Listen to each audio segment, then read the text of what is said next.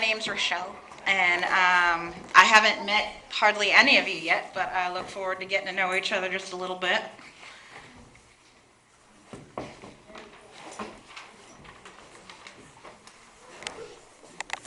You can sit down if you want. We're not get ready to, you can rock the fuck out if you want to, but, all right. Is there milk and cookies at this show? Just cookies. Just cookies? All right. Maybe later. Okay, cool. All right. Cool. It's 2015, and anyone with the paper can be a citizen of the world. But in this country, we play with the definition of civilian on a case-by-shade basis. Do I look like I praise my God like a patriot? Am I dressed like a friendly? Am I dark enough to be detained without question, indefinitely disappeared without fanfare or Twitter hashtag, America, where we all have the luxury to change any channel except the one that matters? Freedom to scroll on by when friends post images of war. Freedom to feel more productive after that 2:30 lolcats break. Things are good. Things are so good that it is nearly guaranteed that the children of the children I refuse to bear have the same chance of drowning in the rising waters that will sink the lungs of my neighbor's progeny. Is this what equality looks like? Does my appearance line up with the right ideas of gender in this region, but not too much that I look like I'm asking for it or anything? Am I textbook harmless enough to pass by? To underwhelm you?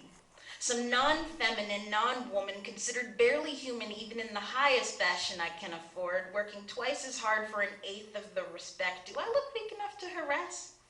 Now I have the freedom to be policed by the state or my neighbor, and the whole community is telling me to straighten my hair through their car windows. This anger is not new. My predicament shouldn't be news to the NPR set. Surprise is a sign you should be ashamed of yourselves. This whole system was built on the backs of black, brown, yellow, red women and men, gagged, beaten, braided second-class children, hoodwinked or bled, purchased to pave the way. Stockpile the riches of your ancestors, who today swim upstream against school-to-prison pipelines, the flow of random stop and frisks. The thickness of my hair, the color of my skin and the thickness of my hair shade me possible local terrorist. Sketchy demographic threat in your neighborhood, formerly known as my neighborhood, throwing this great whiteness into relief. 1 every 28 hours, my blood slowed to a steady stream chain linked to my ancestors strewn under the ocean along the slave route. Does it look like do I sound like I'm from here? Started killing my spirit before I even made it to your stolen shores.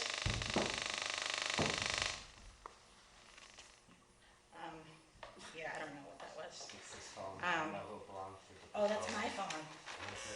All right, thank you. I definitely just lost the second page of my poem. But you're all still here. So, that poem is in my chapbook, to be continued. That poem is in my short chapbook, which is in the back on the merch table for $5. And we're all still here, so yay. This poem is for college students who don't know how to talk to adults they meet off campus. So, it doesn't take higher education to see the high nose you rode uninvited into this conversation is full of shit. Obviously, you haven't developed any class or the ability to clean up or learn from the mess you make in mixed company.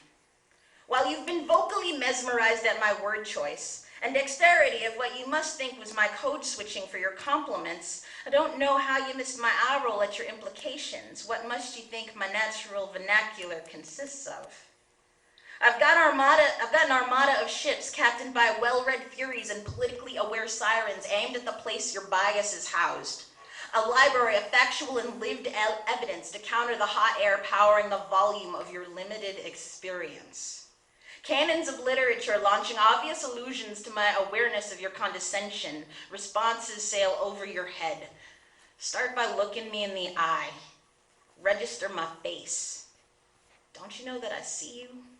Walking scared down streets that my cousins are indigenous to.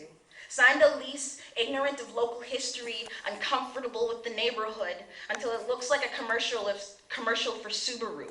Officers on every corner not conditioned to police your particular hue. Call me sketch because sometimes I walk with a limp. Motherfucker, I work 2 jobs on my feet.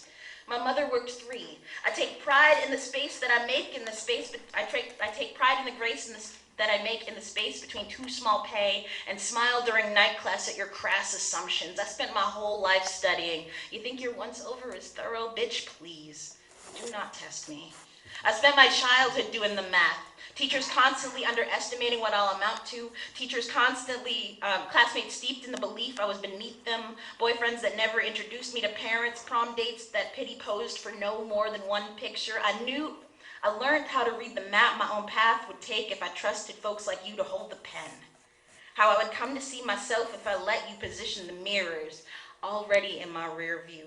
Clocked by your walk and small talk as a complete snooze that I could dance phrases around all night if I wanted to stay asleep. Go ahead, take comfort in all that privilege, baby. I might just go and get ridiculous if I was in your shoes. You have daddy's money and a boring story. I have wider definitions of wealth, and I'm going for glory, hungry in all the ways that keep me working double shifts towards greatness, starving dangerous. I sharpen both sides of my vocab, ready to cut at loud volume the cords of stereotypes you attach to what you admit you think is my lot.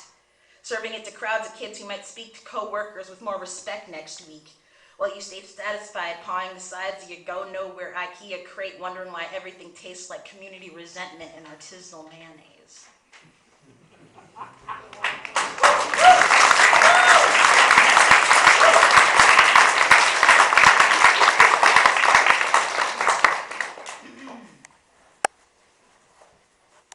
I'm depressed.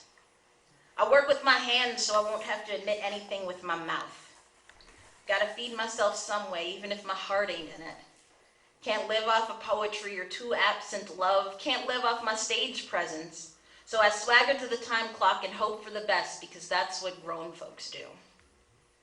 Too many of the adults in this town are still stepchildren to their habits, hiding in the least unique corners of their own soul behind Urban Outfitter curtains like real beauty was something to be ashamed of because you can't Facebook tag it. I'm not perfect. This one time, for several years, I hid my own smile because someone in some classroom agreed with the same person in some workplace who agreed with the same person in some kitchen that it was safer for them if I did. I stumble into and out of so many rooms before I even lay my lips into a drop. I drink too much with friends anyway because it's the only time we give ourselves permission to laugh with all our teeth, and everyone I love works in the service industry. I've been such a raging success as someone else that sometimes I forget how to walk by myself. But I refuse to run out of patience.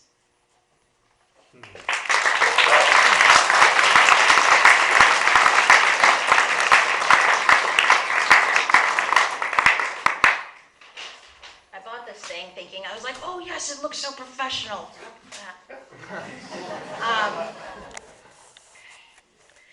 He hands me his card as if I was a panhandler.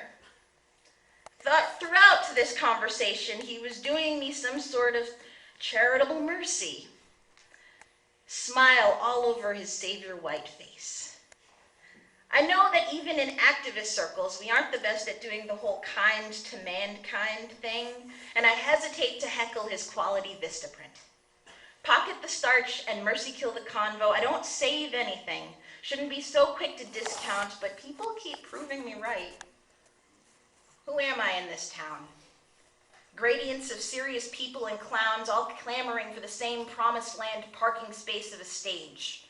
Preening like the most successful bird on the block, giving once-over judgment over microbrewer Amber Bach. Who am I in this town? Pointing my finger from my perch, drinking on my front porch and blogging about the blues, self-isolating because I fear the public can't handle my feral. Who am I in this town? The truth is, the mask still fits as well as it ever did. The truth is, I'm relieved. The truth is, I'm already wearing deodorant and apologizing for the space I take and using awkward to hide the power in my speech. The truth is inebriated as soon as possible. Found myself lost in the bottom of a weak well drink, knee-deep in self-pity, unable to order another double because the barkeep tends to notice less a girl not supporting a tab or cleavage on high seas. I know it's a port city, but sometimes it feels like I'm stuck on a pirate ship, being dealt the fixed hand by some peg leg.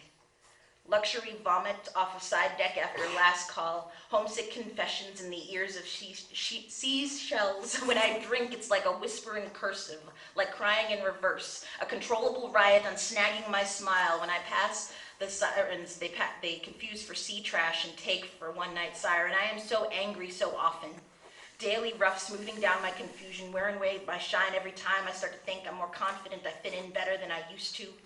Wearing cosmetics and doubting myself for the audience. Soon I'll be able to judge myself better than any collar's in. It will look like I was born for that swimsuit. Sick of references to television, to tabloids, to diminutive speech. Just want to lose myself in meaningful music and well-written words. Didn't have to talk about it, talk small about it. The volume could move me through these states of emergency I used to have directions through.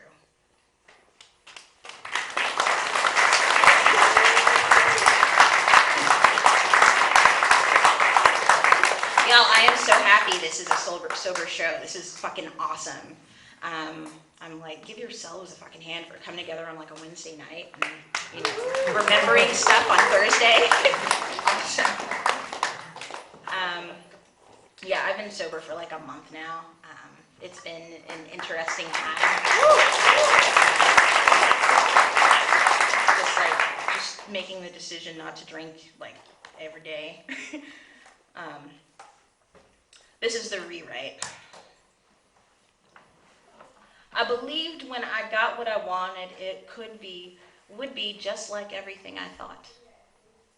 I was willing to work, do the slow work, and show you that you really wanted what I wanted too. When I thought I could get what I wanted, I believed so much of what you wanted was slow working in my general direction, so I forgave each slight. I believed it was all part of the work, that I could get what I wanted eventually. When you got what you wanted, I wanted to believe you thought you were giving me what I believed I wanted instead of this theft. No trespass, theft. Because you made me take it, I had to take it. With a hand over my mouth against my will and worked up objections, and I had to do the work to fix the disbelief from my face. And I had to do the work to fix the disbelief from my face. And I worked to rephrase instead of face the absence of apology, because I believed in the work so much it entwined with my self-worth. Just one more trespass to work words around until what it was that I wanted somehow rhymed with what it was that I got. Reworked and rewrote that wrong until I thought I could only remember what it was that I wanted in the first place.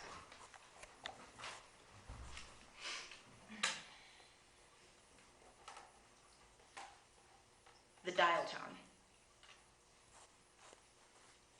Imagine the bar old phones go to really communicate. Do they practice saying to each other the things they most liked to relay? How late into the night do they stay whispering I love yous to each other? Can they recall long conversations of travel plans between faraway lovers until the sun comes up? Do they start every chat with details about the kids, catching up about the health of career and car and pet? How much time do they spend trading remedies to the ringing in their ears? Do phones have ears even? Or does all that machinery act more like heart tech? Transferring joy and pain and jokes and calls out from work, a massive, unrelenting, conductive, connective muscle. Unrelenting until affordably obsolete and abandoned for the next better thing. Do they just sit and breathe on the line, searching for something more than solid sigh, whole body an instrument of grief? Staring at each other, waiting for reception, a half-hearted pickup, a reassuring word that has meaning. I'm sure they're sick of all the times they've had to communicate, I'm sorry. I'm sure they wish, while trying to recharge, that they could have pushed a wider range of words while they had the ready vocab, that they did more than just throw the easy phrases around. I'm sure they wish they got to tell everyone the truth more.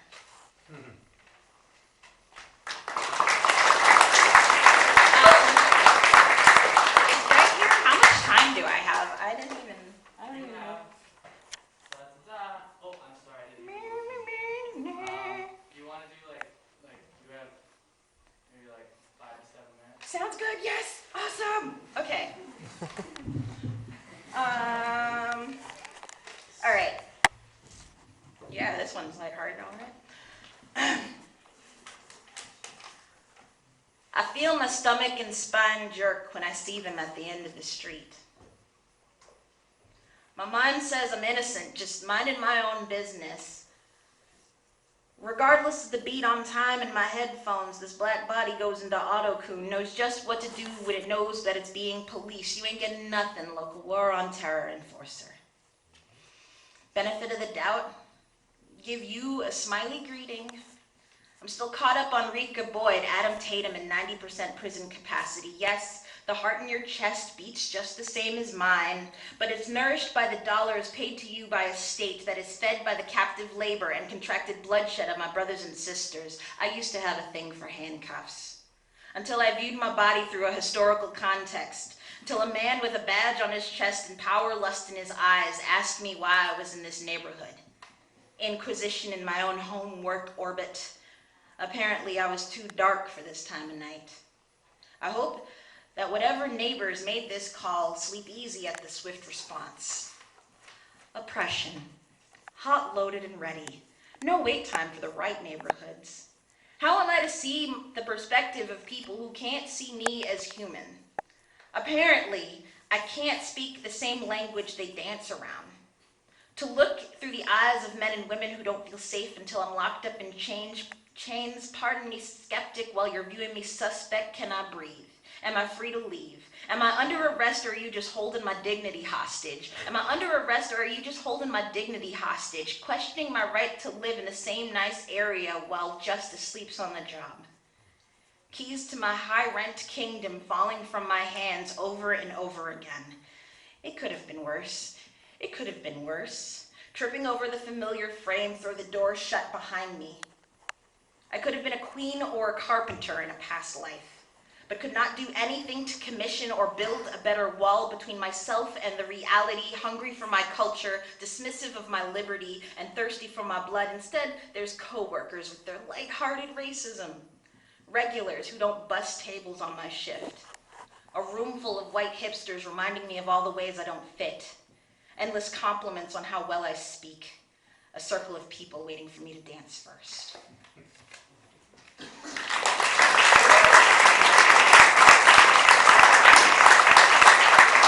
I got 2 more poems. You were considered the least of me, literally. Can't even claim the top of the tip of my toe, tiny nail on the most wee piggy. This is all the way home. The least wiggly, squiggly squaggly bit of protein hanger-on, resilient bit of body that seems to reject any bit of polish. You keep it real, struggle toenail. Reminding me of how much the literal hard knocks can still humble me when I least expect it. No matter how much I exfoliate, you will always be rough.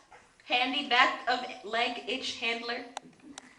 There is never enough lotion. There will never be enough lotion. You've got a notion to keep me balanced, staying barely a part of the rhythmic tapping during musical talent. Oh, humblest of talents! You tiny angel hoof! You tenacious tater tot of pinky toe topping! Even the least little bit of you I appreciate. So I humbly submit this snip of a switch of a crumble of poem to you.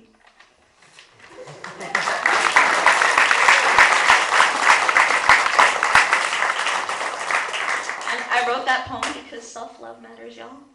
Every bit of it, you know. Worcester. Worcester, Massachusetts. I love you from the smoky basement of my triple-decked heart. Every cup of coffee I sip reminds me of diners I've loved like second kitchens. My words are too small to adequately admit the way I miss you, but plentiful like chain coffee shops and dollar stores, beauty salons and corner bodegas. Winter never treats me as harshly as you did year-round. Frees me out to raw element, regular reminder that I do more than exist, to love harder come the return of body heat, to appreciate these organs in my chest with the respect it damn well earns with every thaw. I could never provide directions, but could always navigate your streets in my alone time, with the calm comfort of a daydream, in the unofficial uniform of errand-worn hoodie and pajama pants. Can't believe I never thanked you for the trajectory of my smirk, your seemingly ceaseless well of awkward men and equally endless sea of women to befriend and unfriend and refriend again, who kept me routinely equal parts game-winning cheer and frustrated speechless sigh. I have you to thank for the uncontrollable roll of my eyes, the way I can't help but stay abrupt.